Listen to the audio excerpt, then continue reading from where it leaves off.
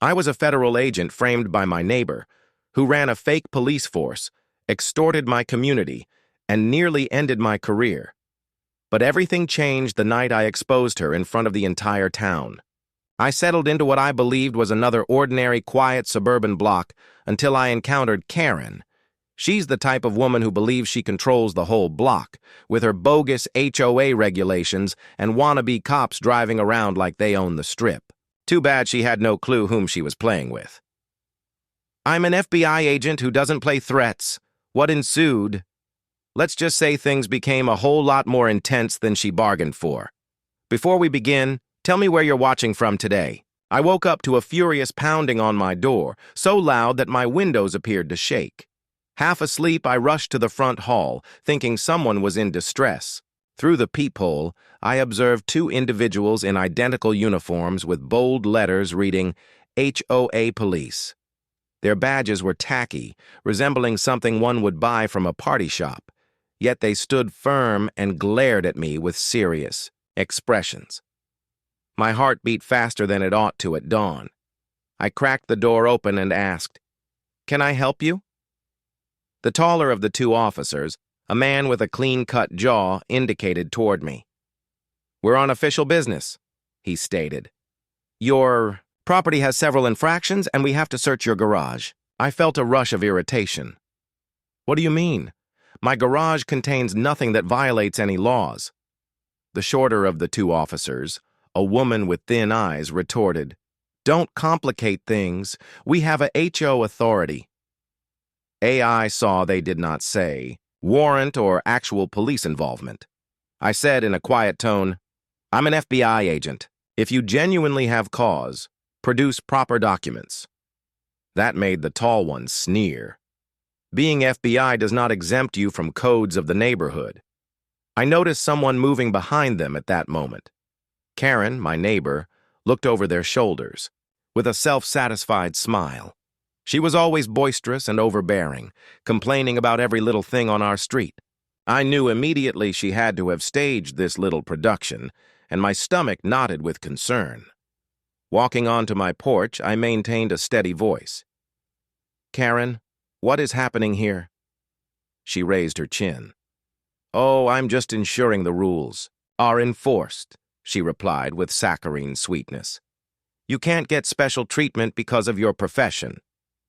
The pretend officers nodded. "We have reports of unusual activity in your garage," the woman officer told me. I could feel my jaw tense up. "Unusual activity? What kind?" I laughed a little tight. Karen shrugged. "I heard noises at night. Might be anything. You could be storing dangerous chemicals, or perhaps you're cooking something." My jaw clenched. "That's ridiculous, and you know it. If there is some genuine issue, I'll work with you, but this is harassment." The tall officer took out a sheet of paper that appeared to be a typed form. No seal, no signature, just words that indicated I was being investigated by the HOA police. I attempted to keep calm. "That's not an official document. You two have no right to break in." Karen sighed dramatically. "You sure you want to make a fuss? I can add your denial to the list of infractions." I glared at her. "Since when does the HOA dispatch its own police department? I've been here long enough to know we have volunteers who monitor yards and paint colors."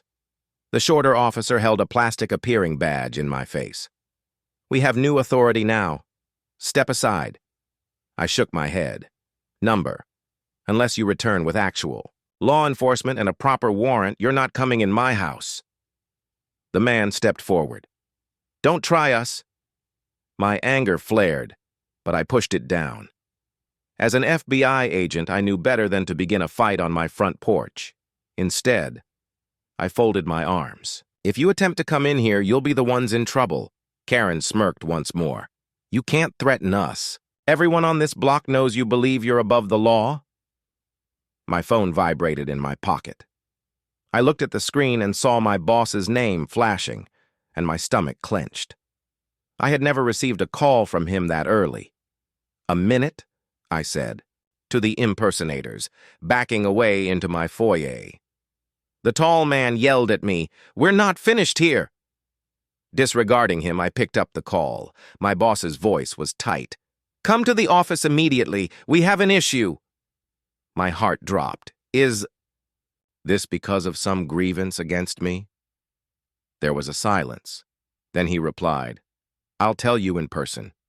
I walked back to the door and hung up. The two imposter cops were still there with Karen looming behind them like she was the owner of the building. "I have to leave," I stated. "I'll handle this later." The woman cop shook her head. "If you leave, we'll label you as uncooperative." Karen moved closer, her eyes icy. "You want your neighbors to see you run away?" I exhaled. "Karen, you're crazy. You know you can't arrest me." She cocked her head. "I'm not arresting you. They are. And I'm not stopping them." The male officer brandished a set of plastic zip ties as though he intended to cuff me. I needed to remind myself not to lose my temper. "Put those down." I told them mimicking a law officer is illegal. You know that, don't you? The female officer reached for her radio, but I didn't believe it really picked up any actual dispatch.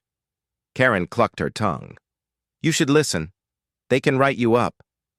My jaw tightened. An imposter citation is worthless. The tall guy waved the zip ties in my face. "You want to know if those are fake too?" At that point, I realized how far this had escalated. They wanted to provoke me into doing something impulsive. It was a setup, pure and simple. I managed to stand down, taking a slow breath. "Look," I said, "I'm backing off to deal with a pressing issue at my actual job. You all need to get off my property." Karen shrugged. "We'll be keeping an eye on you." "The HOA has eyes." That caused me to let out a laugh. "The real HOA may, but you sure don't." The male officer pursed his lips into a line. "We'll give you one final warning." Then he looked at Karen, who nodded. "If you don't comply, we'll suggest disciplinary action." I glared at them. "Suggest it to whoever you'd like.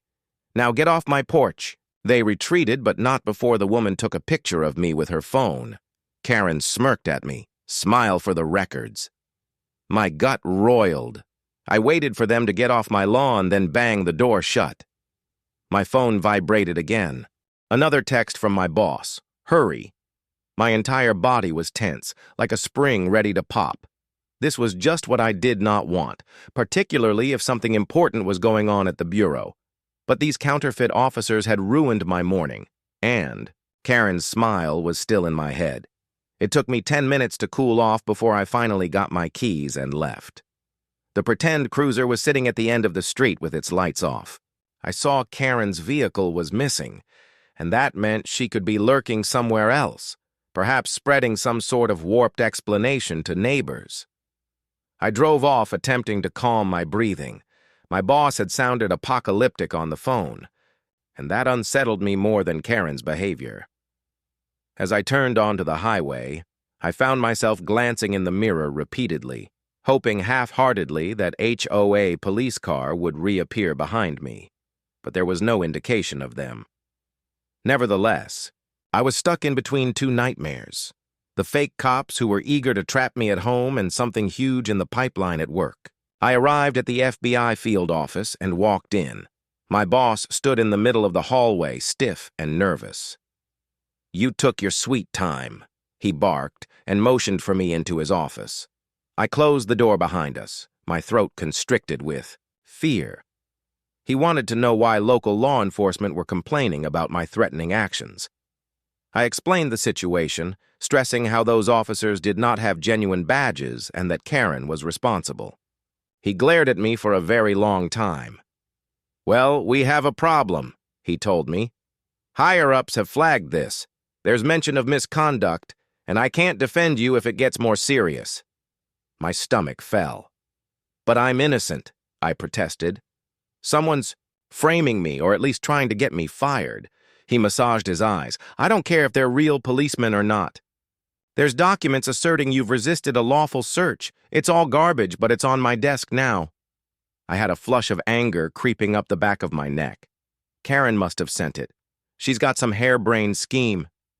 He exhaled slowly, as, "I've said, I can't do anything if official complaints keep pouring in. Stay cool. Show them to be forgeries. Otherwise, you'll have to face an internal review." Panic ensued, but I signaled my understanding that there was no easy solution. I exited his office and my phone buzzed again. This time it was a message from a block number. "Better watch your step. We know who you are." I almost flattened my phone in my hand. These individuals were bent on ruining my life, and now they had discovered how to make it official.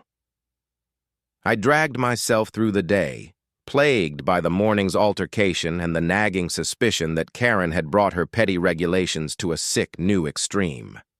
Even some of my colleagues stared at me suspiciously like they'd already heard gossip. As I was about to leave for home, I passed through the break room where an agent named Davis grabbed me aside. "Got a second?" he asked under his breath. "Sure," I replied. He looked around, making sure that no one was eavesdropping. "I picked something up by accident. I hear you're skating on thin ice. You might want to keep your back covered." My rib cage clenched. "You mean keep my back covered here or in my area?" Davis scrunched up his face. "Both, perhaps. And I'd watch that Karen woman. She's boasting of getting you in hot water."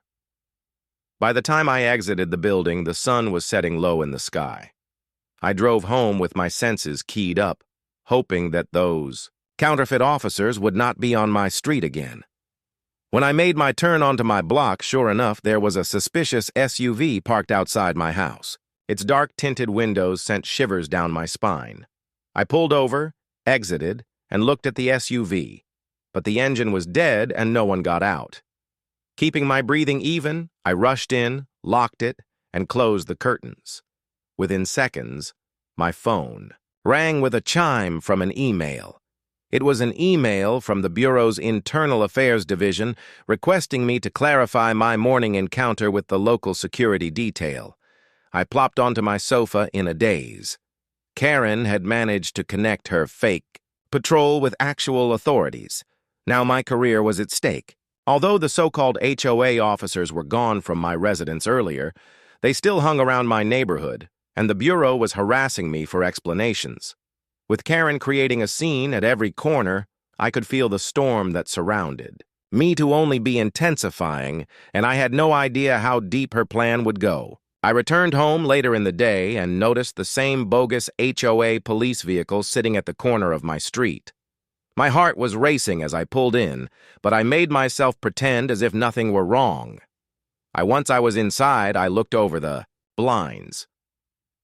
The car remained stationary, as if waiting for me to try and get out of it again.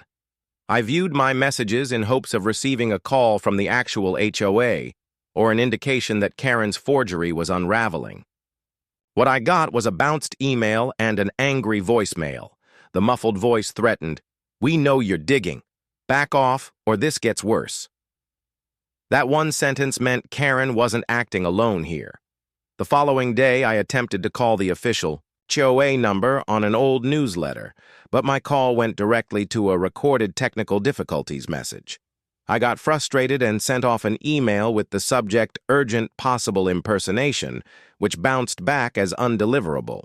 I even looked at the neighborhood website. It displayed out-of-date details and no indication of any new security practices. It seemed like Karen had closed down all lines of communication, and I had no official avenue of appeal. I decided to call a neighborhood police liaison named Alvarez, a no-nonsense cop who occasionally shared information with the Bureau. I laid out the situation over the phone: phony badges, fake citations, and a neighbor at the helm. Alvarez sounded dubious, but assured me he would check out the license plate number of the so-called HOA truck. If it's owned by a private security company, he insisted they can't be allowed to function as police. While waiting for Alvarez to call me back, the tension in my own neighborhood continued to escalate. Neighbors I'd never really spoken to before now huddled behind their fences and stared at me suspiciously as if I were the bad guy. One morning, one of the few individuals still speaking with me, Tamara, appeared at my door, pale and frantic. "They left this on my porch," she informed me, holding out a notice requesting a penalty for unauthorized paint colors. I read the letter and saw the same fake words they'd tried to use on me, threatening eviction if she didn't pay. She was on the verge of tears. I phoned the HOA for assistance, but the phone was dead. Is Karen even permitted to do this? My irritation flashed. "No, this is a scam," I told her, wishing I had an answer. "Don't pay them. I'll sort this out." But she just shrugged, terror in her eyes. "I don't want to lose my house. If no one's preventing them, then maybe it's true." In the meantime, work at the FBI became a minefield. My boss asked to see me for a debrief, his voice strained with frustration. "I'm hearing more about your run-ins with local police," he told me, drumming his fingers on a folder on his desk. "You want to tell me something?" I explained as best I could about Karen's fake cops and produced the worthless citations they'd given me. But he scowled and shrugged. "If they're claiming private security status, I can't make all this disappear. The higher-ups are inquiring, and they're unhappy. That left me cornered." Even if the allegedly HOA police were imposters, the commotion they created was being heard. At the bureau, I couldn't do without additional trouble. Each day I worried that an email or phone call would inform me I was officially under investigation. One night I saw Karen standing in her driveway, arms crossed as she watched me drive in. I got out of my car and walked right up to her, even though the anxious quiver in my belly made me want to turn around and run. "We need to discuss something," I said. She merely cocked one eyebrow. "Go on." I remained even-voiced. "You've sent these phony officers after me, and now you're threatening innocent neighbors." "Why?" She produced a cold little smile. "It's not personal. Folks around here remember that we have standards. I'm just ensuring we hold them accountable. I tighten my fists at my sides by intimidating everyone. That isn't how it's done." She shrugged. "They don't intimidate me, they pay the fines. They obey rules. And life continues." My rage broiled. "What's your game plan?" She cocked her head as if bewildered by my inquiry. "Endgame? I'm just tidying the neighborhood. You're the one not cooperating." Before I could answer, one of the fake cops strode over, glaring at me. "Move along," he commanded. "We've got business with Miss Karen." My jaw clenched. "You have no jurisdiction here." He flashed a thin badge and sneered. "We're all the authority we need." Instead of arguing, I backed off, not wanting to provide them with yet another reason to complain. Karen gave me one last smug look before she and they headed off together, leaving me seething in the road. That evening, I attempted to cool down by going through old HOA paperwork from my file cabinet. I came across a mention of an old proposed security program that never received any approval. Karen's name appeared as a lead advocate. The proposal had been shelved when the residents voted they did not want a military presence in the area. Now it appeared she'd implemented her own version by any means possible. A cold shiver ran through my body. If she could take over an entire community, perhaps she had some high rollers on her side as well. Friends who might cause me serious trouble with the FBI. A couple of days later, Alvarez called back. "That plate is on a private security company, but I can't get any license agreement with your HOA," he said, with greater confidence now. "They're operating without permission." I breathed out a breath I'd been holding. This is evidence they're not actual cops, I told myself, relief blending with indignation. But how do I link it to Karen? He stalled. "I can't investigate further unless there's a formal complaint on record. And as of yet, there isn't. My anger got the better of me. This is a formal complaint. I'm telling you, they threatened me on my property." Alvarez sighed. "I know you, but I need reports from other neighbors who will support you. Otherwise, it's your word against theirs." I saw then just how conscientiously Karen had instilled fear. Nobody was eager to take her on, particularly if they risked the wrath of these false cops. That left me alone unless I could develop a strong case. In the meantime, the Bureau became increasingly agitated. A supervisor from Internal Affairs called me in for a short meeting. She pinned me with pointed questions regarding my confrontational conduct with local authorities, pointing to a typed document filled with half-truths. I explained my position, but she just tapped her pen against the folder and replied, "We're considering all sides." My chest constricted as I departed her office. Even if I was telling the truth, the constant complaints made me appear as a liability. Karen was winning this round, leveraging her fake goons and improper citations to discredit me. My sole comfort was that Tamara still had my back, though she was too scared to voice her opinion in an official manner. Just when things were not going any lower, I discovered an envelope stuck to my front door. It contained a fake HOA stamp, and within was a notice stating I had broken Community Ordinance 301. The punishment, a big fine or other corrective action. My anger broke. I slammed the envelope on my kitchen table and phoned Karen's number and left a hot voicemail telling her to leave me alone. An hour later, my phone rang. The number was blocked. "Don't threaten Karen again." A hissing voice. "We know you work for your boss and we can make your life miserable." The phone went dead before I had a chance to say anything. Anger twisted in my stomach as I figured these people were well-coned or at least pretended to be. I looked out my window late that evening at the deserted street. Porch lights twinkled and a wind whispered over neatly manicured lawns. If anyone looked over, they'd notice a picture-perfect suburb. I was, however, stuck in some kind of sick game with Karen calling the shots. I was no farther ahead at uncovering her scam, and time was running out for my career at the FBI. My phone beeped with an email from a fellow agent. "Heads up, internal review could kick off soon." Gossip is circulating. Great. Yet another storm on the horizon, and still I was stuck fighting a neighbor who'd discovered a frightening means of taking control. As I killed my lights, I couldn't help but ponder what Karen's next step would be, and whether I'd have any hope once she took it. Although I'd found the private security connection, I still had no hard evidence linking Karen to the plot or exonerating my name with the FBI. My only lead was the plate number Alvarez tracked down. Without neighbors willing to come forward, however, I was on shaky terrain, and Karen was poised to push me off it.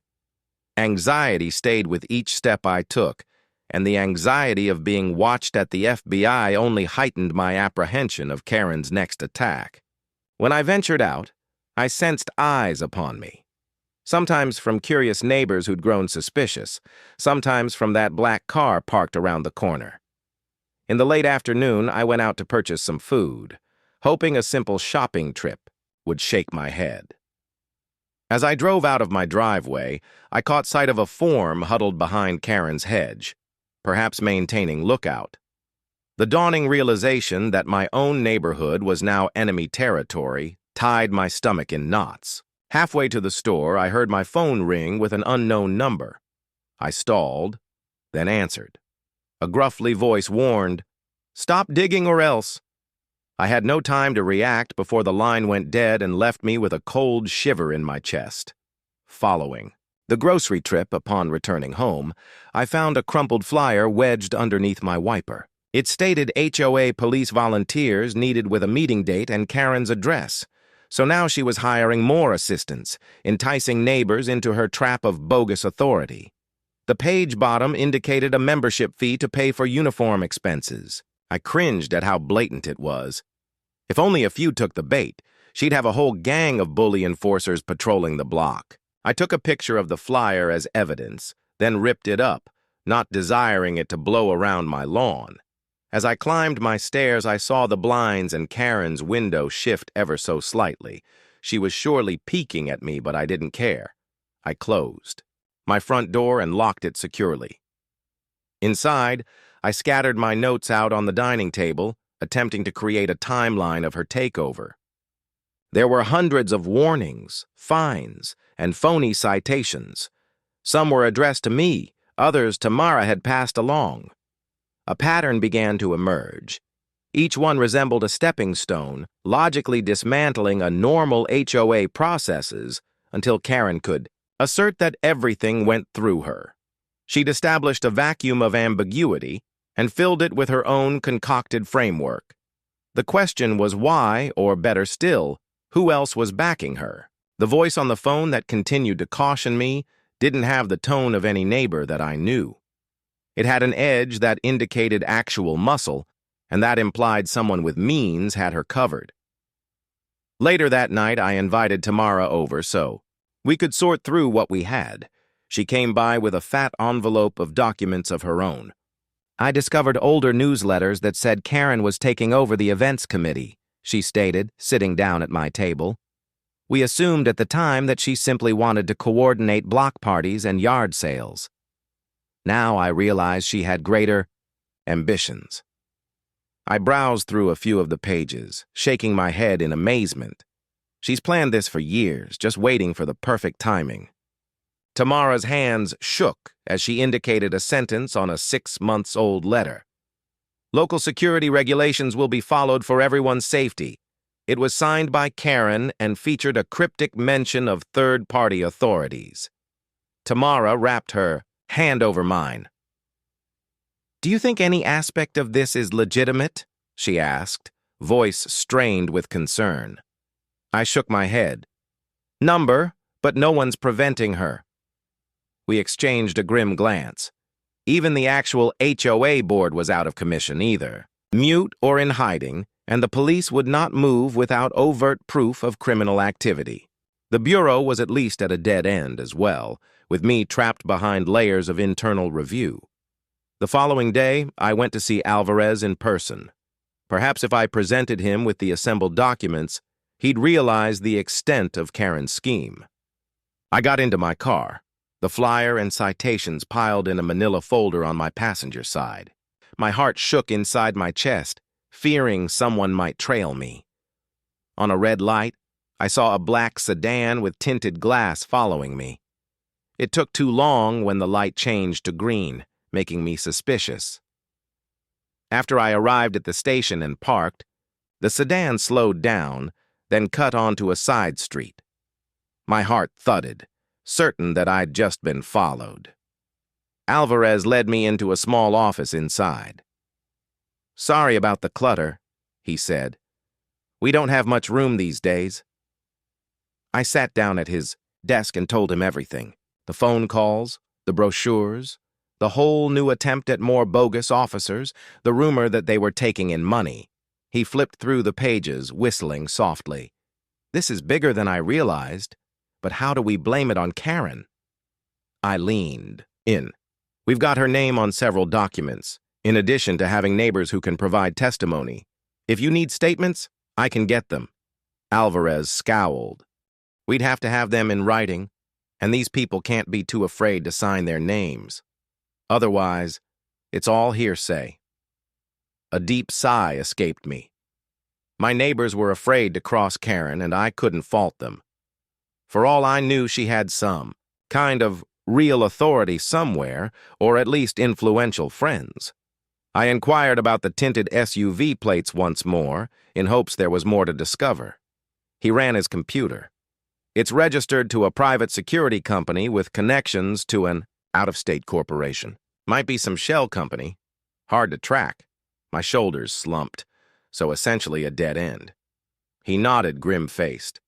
"I can keep excavating, but unless they do something illegal that we can trace, we're out of luck." I swallowed my anger and thanked him, although I felt no further along in preventing Karen. As I was leaving, my phone vibrated. A text from my boss. "We need to meet ASAP.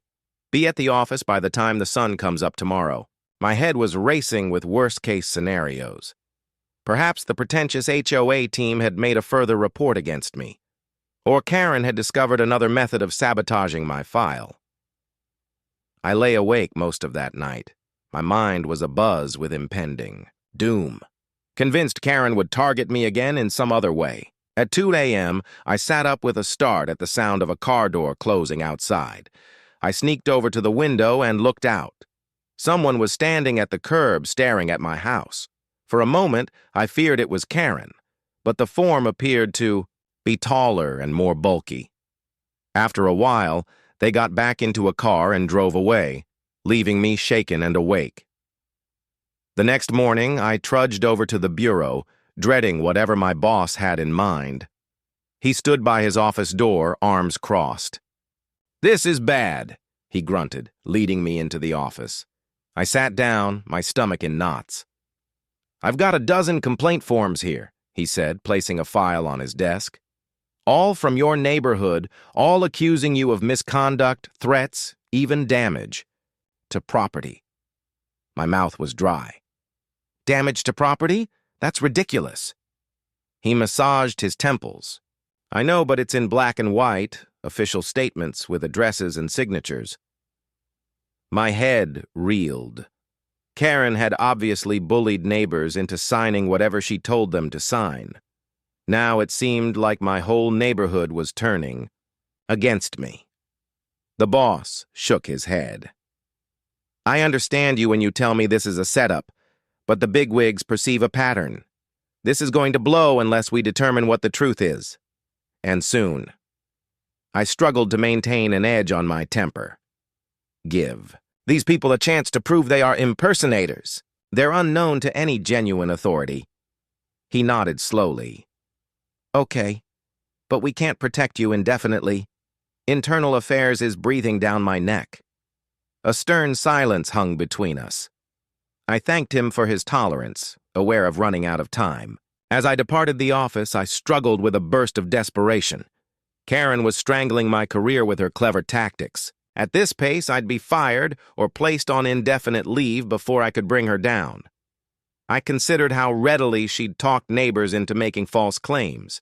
Fear, bribes, intimidation, whatever device she employed, they were effective, and I was the sole target.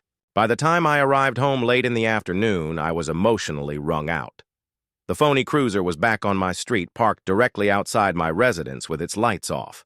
I emerged from my vehicle and approached it, intent on confronting them once and for all.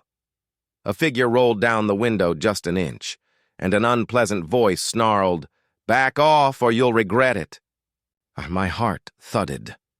The danger was apparent, but so was my determination. Karen's warped reign of terror had to be stopped, and I couldn't let her get the best of me.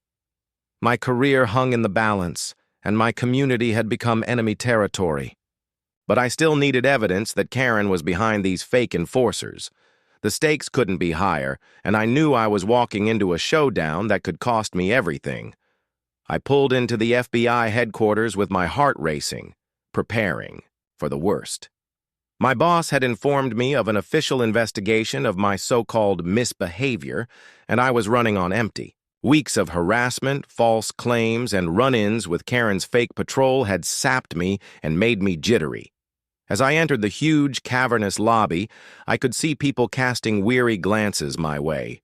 Word of my woes had spread, and it felt like I wore a giant bullseye. A hard knot had formed in my chest. I tried to calm my breathing and remind myself that the truth was on my side. When I arrived at the conference room, an agent I barely knew opened the door and ushered me in. Around the long table sat a group of higher-ups, each with a stern face. My boss stood towards the back, arms crossed, looking grim. An older agent cleared his throat. "We're here to talk about the numerous complaints against you. They concern alleged threats to neighborhood officials and repeated refusals to abide by local regulations." My heart thudded. "Those officials are fakes," I said, struggling to keep my voice level. "Their badges are fake, and the HOA never sanctioned them." One of the panelists, a steely woman, picked up a thick file.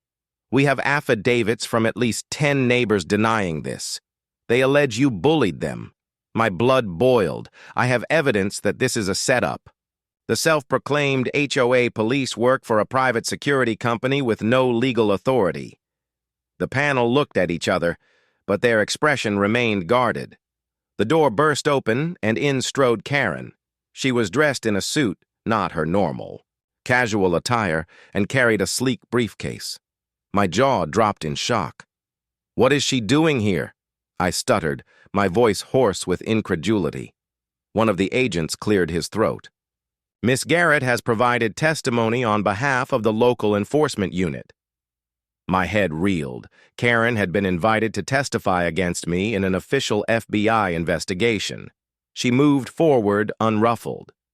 "Good morning," she said, sounding altogether too smooth.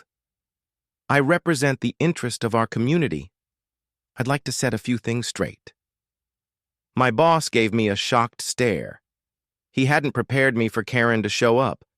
For a second, I was speechless. Karen opened her briefcase and pulled out a tidy folder. "These files contain the neighborhood watch reports," she said, setting them on the table. "They exhibit incessant complaints of noise, suspicious activity, and even some reported break-ins attributed to this agent's residence." I snapped. "That's a lie," I growled. But she went on without flinching. "We also asked him several times to assist us with our volunteer police program, but he would not do it, saying we had no right." She released a fine sigh. "We just wanted to help keep our streets safe." I glared at the panel, fighting to maintain a level voice. Karen is lying. She has been running this scam for months, intimidating neighbors into funding her. She's employing fictional citations to extort money from them. I've actually seen the bogus forms. The steel-eyed woman on the panel arched an eyebrow. "Do you carry these forms with you?" My heart sank, not in the physical sense, but I emailed them to Karen. Shook her head, pretending to be disappointed. "I'm sorry. We have no trace of that. Maybe the agent is mixed up." My fury flared. She was more prepared than I had anticipated, spinning a tale that portrayed me as a marauding agent. Then came the unexpected twist that left my jaw agape. The older agent looked at Karen and said, "Before we continue, we should reveal your family relationship." Karen nodded brusquely. "Yes, naturally." She looked at me with a condescending smile. "My uncle is the deputy director of this bureau. I attempted to keep this matter under wraps, but when your conduct escalated, I had no other option than to bring it before his notice." My stomach churned. The deputy director was at or near the pinnacle of our chain of command. If she was her uncle, that made sense. How she killed the true HOA's lines, how my neighbors felt helpless, and how she'd been able to file official complaints that reached my supervisors so quickly. One panelist cleared his throat. "In light of Miss Garrett's connection, we have to maintain impartiality, but these allegations are serious. Agent, can you give us tangible evidence of criminal activity?" My voice trembled. "I have records indicating the security company is unlicensed and neighbors who've informed me they're being extorted, yet they're too afraid to testify." Karen pressed her lips together. "My family and I have a strong interest in law and order. We only urge people to keep our streets secure." Every word reeked of insincerity. My vision blurred, realizing she had roots deeper within the agency itself. I stood alone, surrounded by her well-placed influence. The meeting concluded with a vow that internal affairs would initiate a formal investigation, not only of me, but also of any potential wrongdoing in Karen's group.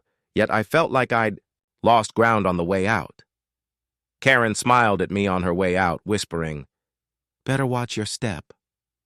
I gritted my teeth, fighting the urge to bellow in front of my superiors. My boss pursued me down the hall. "I didn't know she was the relative of the deputy director," he grumbled. "This leaves us in a bind. You're not getting off that easy," I panted weakly. "I know." He looked at me with a sympathetic expression. "Do yourself a favor. Keep your cool and collect any proof you can. We're going to need more than rumors." I left the building in a day trying to get my head around this shock. Karen's uncle was one of the highest-ranking officers in the FBI. That meant she had connections and resources at her disposal I never imagined. If she could get my neighbors on her side, what could she do with the power of her uncle supporting her? My knees weakened as I reached my car. There was no promise internal affairs would listen to me now, not when Karen had official channels behind her. I sat behind the wheel, cradling the steering wheel in a white-knuckled grip, fighting not to lose it. My badge felt heavier than ever in my pocket. Even being part of the FBI, I was up against an enemy with the AY's own leadership in her pocket. My only hope was to reveal Karen's private security swindle beyond any shadow of doubt. But with her and my own reputation on the line, I saw that I might have to risk everything, even my career, to take her down. I drove home from that interrogation, feeling as if the floor had been torn out from under me. Karen's connections went all the way to the top of the agency, and I was now under an even blacker cloud of suspicion. My boss attempted to reassure me we'd come up with something, but his voice lacked much conviction. As soon as I pulled into my driveway, I felt every nerve on edge, scanning the street for that bogus cruiser or the tinted SUV. It was getting late, and most houses had their lights on, but the road appeared empty at first glance. I let out a shaky breath, hoping for one normal night. The second I walked inside, though, my phone buzzed with a text from Tamara. "They're at my door." I'm afraid. My heart thudded. I ran over to Tamara's house on foot, hugging the shadows. Sure, enough, the so-called HOA officers were parked right in front of her house, engine idling, as my temper flared. These bullies had crossed a line. I cleared my throat loudly enough to capture their attention. One of the officers turned, face contorting into a scowl. "You again?" he growled, reaching for something on his belt. I stood firm, speaking loudly. "I'm FBI. This is intimidation. Stop harassing her." The second officer moved to grab a phone. "That line isn't going to get you out of this anymore. We have friends in high places." I almost laughed at the irony. They were confessing their association with Karen's group. Tamara opened the door, a crack, her eyes huge with terror. "Please, just go away," she whispered, shaking. One of the officers pulled out a form. "We need you to sign this affidavit stating that your friend is bothering the neighborhood." My heart accelerated. They wanted her to sign against me. Enraged, I moved in. "Back off. She's not signing anything." The second officer pushed me and I fell onto the porch steps. Before I could catch myself completely, the taller one pulled out his plastic zip ties, a sneering grin on his face. "I'd be cautious," he threatened. "One misstep and we'll press assault charges." I was able to maintain control. "Impersonation of law enforcement is a federal offense. I'll be seeing you in jail." He pointed at me. "You'll never have that opportunity." It was a warning that exceeded HOA penalties. Then, in the back of us, a voice boomed out, "What's going on here?" I turned to find Alvarez, the local police officer I'd called ahead of time. Apparently, he was off duty and patrolling the neighborhood. Relief washed over me as he drew near. "Badge out." The impersonator flinched, obviously not knowing what to do. Alvarez took in the situation. "Ma'am," he said to Tamara, "are these men trespassers?" She nodded hastily, tears welling up in her eyes. "Yes, they won't go away." Alvarez nodded. To me. "I received your message regarding suspicious activity, but it took some time to cruise by." He turned to the officers. "Show me some identification." The taller one produced his fake badge, but Alvarez didn't flinch. "That's not official," he replied. "I want a driver's license at this moment, or you're both coming in to answer questions." The officers looked at each other. Then one stuttered. "We have the right to be here, authorized by the HOA." Alvarez folded his arms. "You don't have the right to intimidate a homeowner who is asking you to leave. This is private property. Now back away from the door." He called in a call for assistance, which made them go white. The taller man glared at me once again before they scurried back to their cruiser. Alvarez and I trailed behind them, but before we could get there, they sped away. He read the plate number off of her and grumbled, "We'll see what we can do." But you know how complicated this could get. Tamara was trembling as she thanked Alvarez. Once he had gone to make a report, I assisted her back inside where she collapsed onto her couch. "They want me to put this all on you," she whispered, voice strained with fear. They threatened to sue me if I didn't sign, take me to court for violating HOA rules. I attempted to calm her. It's a threat. Their documents are not legally supported. We'll establish that. Even as I uttered the now doubtful words, I felt a twinge of uncertainty. Karen's group had already succeeded in getting an FBI investigation and coercing half the neighborhood. They would stop at nothing. I remained with Tamara for a bit, discussing potential next steps. She consented to provide a formal statement to Alvarez regarding the harassment, which could very well be the break we were looking for. By the time I walked home, night had set in. Crickets were singing and porch lights were illuminated all the way up and down the street, yet tension wrapped itself around me. My phone vibrated again. This one was a text from an unknown number. You're out of time. Cooperate or lose everything. My chest constricted. They were making their move now, becoming more brazen after the close call. I slipped into my house, locked the door, and collapsed onto the couch. I had no illusions now. Karen's grip was enormous, fueled by her uncle's position in the FBI. If I was serious about bringing her down, I needed something tangible that even her family connections couldn't write off. My thoughts ran wild with possibilities, but they all seemed increasingly reckless with each passing moment. At one point, I dozed off with nightmares of suspension from work or even worse. The next day, I received a folded piece of paper wedged into my mailbox. Meeting tonight at the community center. Be there, it said, with no signature. I half thought it was another of Karen's traps. Yet, curiosity and desperation pushed me. If she had some public event, I might finally be able to catch her in the act. Perhaps even tape the false claims that she made.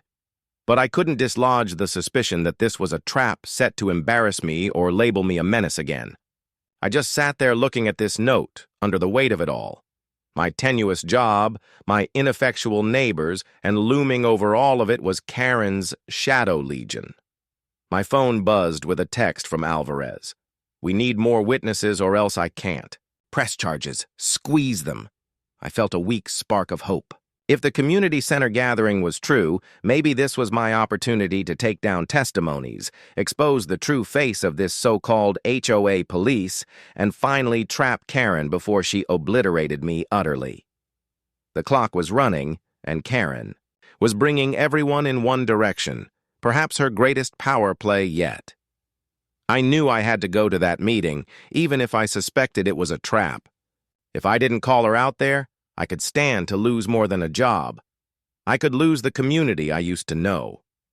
That night, I prepared myself for the community center meeting with a knot of tension in my stomach.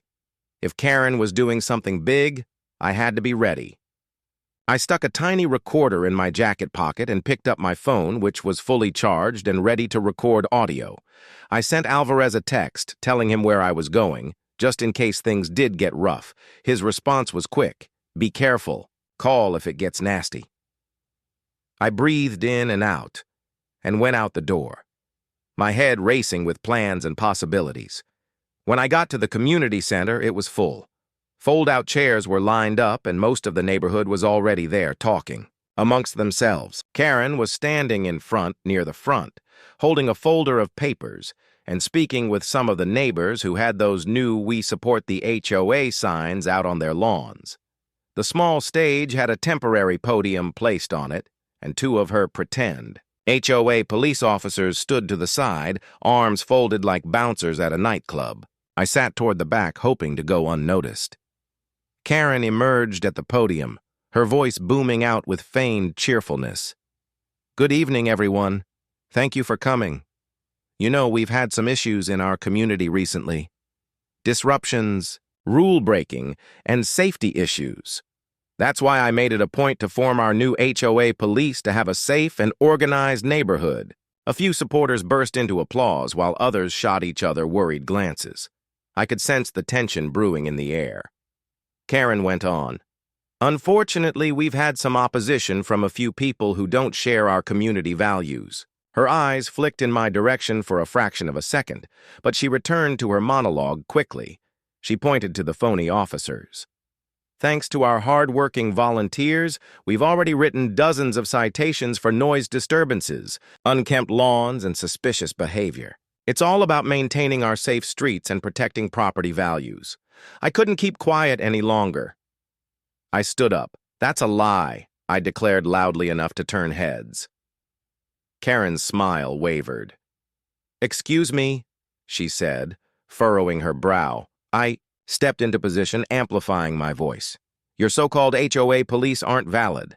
They're a private security company with no authority to issue fines or citations. You're running a scheme, Karen." A handful of gasps rippled through the crowd. One of the phony officers approached me, but I held up my badge. "Federal agent, touch me and you'll live to regret it." The officer hesitated, looking at Karen for direction. I pushed on. "These thugs are nothing but hired muscle. Karen's been bullying and extorting neighbors, charging them phony fines and threatening them with eviction. It's against the law." Karen's face reddened with anger. "You're just sore because you can't manage to follow the rules like everyone else," she retorted. I pulled out my phone where I'd saved screenshots of Alvarez's discovery. "This is evidence that your HOA police are unlicensed and unauthorized. The security company they're with has no contract with our neighborhood." The room hummed with murmurs and frightened whispers. One man rose to his feet, looking shaken. "Karen, is that true? Are they not genuine security?"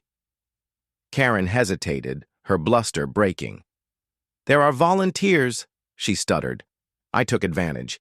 "Volunteers can't detain individuals or write tickets, and you've been inventing violations so you can extort money from your own neighbors." I jabbed a finger at a stack of papers on the table beside her. "Show me those citations." "I bet they're all as fake as your authority." People started moving forward, eager to see the documents. Karen's hands shook as she tried to pull them away. One of the neighbors snatched a citation from the stack and held it up. "This doesn't look right at all. There's no official seal, no signature." Karen's face went pale and she grabbed at the paper. "That's confidential," she snapped. But the harm was done. More individuals were emerging, asking questions. Someone pulled out their phone, snapping photos of the fake documents. The tension reached a boiling point when one of the fake officers took a step back, saying, "I didn't sign up for this," before running out the door. Alvarez materialized unexpectedly. At the door, his uniform sharp and his face stern. "Everyone remain calm," he declared. "We're making an inquiry about unauthorized security methods and potential extortion." Karen's color went from white to paler. She attempted to pull herself together, but too late. Alvarez approached her. "Ma'am, I have to take you in for questioning." Karen stuttered, trying to mobilize her fading supporters. "This is harassment. I have contacts. You can't do this." But no one supported her. Her false authority had disintegrated before all their eyes. Alvarez slapped handcuffs on her and gestured to me. "Good job," he whispered. As Karen was released, folks began to commiserate, realizing how they were duped. Tamara came over to me, tears of relief in her eyes. "You did it," she whispered. I smiled tightly, still feeling the adrenaline pumping through my body. Some neighbors approached to apologize, acknowledging that they'd felt bullied into obeying Karen's phony regulations. I smiled, too exhausted to respond much, but relieved that the truth was out at last. The fallout was a blur of statements, forms, and a formal audit from the HOA that verified Karen had been taking fine money for personal gain. Her uncle, the deputy director, had claimed ignorance of her plot, but the scandal hung heavy enough to place him under intense scrutiny, and he resigned within weeks quietly. The neighborhood gradually normalized, and the phony HOA police disappeared overnight, their security firm being sued for illegal enforcement. My boss summoned me a few weeks later to his office. He gave me a thoughtful, weighing glance, then broke out a rare smile. "Turns out you were right all along," he told me. "Internal affairs cleared you. Karen's actions were found to be illegal and unauthorized, and we've gotten official apologies from the neighbors who made the complaints under duress. You're back on track." Relief swept over me. I'd been able to preserve my career and my reputation, in spite of Karen's dogged sabotage. As I left the office, I exhaled deeply. The tension finally released. My neighborhood was once again just that, a neighborhood. No longer pretense, no longer bogus citations, just a couple of curious looks from people who were still trying to wrap their heads around how close they'd come to living under Karen's warped little regime. I couldn't help but grin. I'd weathered the tempest and taken out the woman who believed she could make a peaceful neighborhood her own fiefdom.